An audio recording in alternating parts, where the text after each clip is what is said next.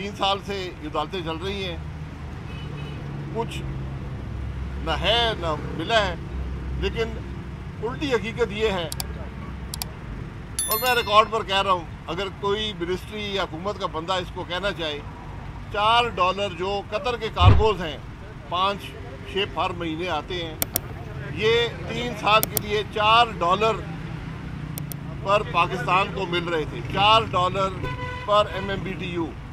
आज पाकिस्तान वही LNG $14 की ले रहा है, वही शिप है, वही LNG है, 14 की ले रहे हैं।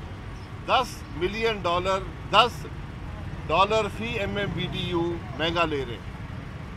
3.2 मिलियन MMBTU एक जहाज़ में होते हैं, $32 मिलियन एक शिप पर पाकिस्तान का नुकसान है।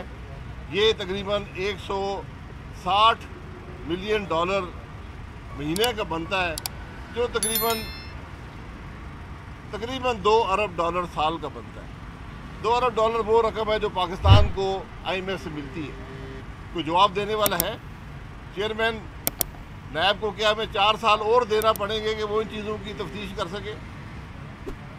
आज हकीकत ये है मुल्क की कि हुकूमत के वज़रा ये कहते हैं जी हम नैब चलाते हैं, हमारा नैब से ताल्लुक़ है, हम ये करते हैं।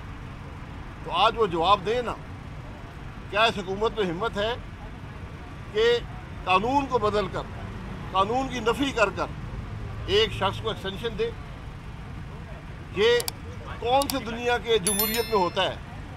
ये कानून कहता है कि एहतसाब का निज़ाम गैर मुतनाज़ा बनाने के लिए जो चेयरमैन नैब लगता है उसको मुशावरत से leader of opposition leader house बनाता है, यानी अपोजिशन और हुकूमत की मुशावरत से चेयरमैन नैब लगता है। ये कानून कहता है। कानून कहता है कि चेयरमैन नैब की मुद्दत मुलाज़मत में तोसी नहीं हो सकती, उसकी नफ़ी करता है।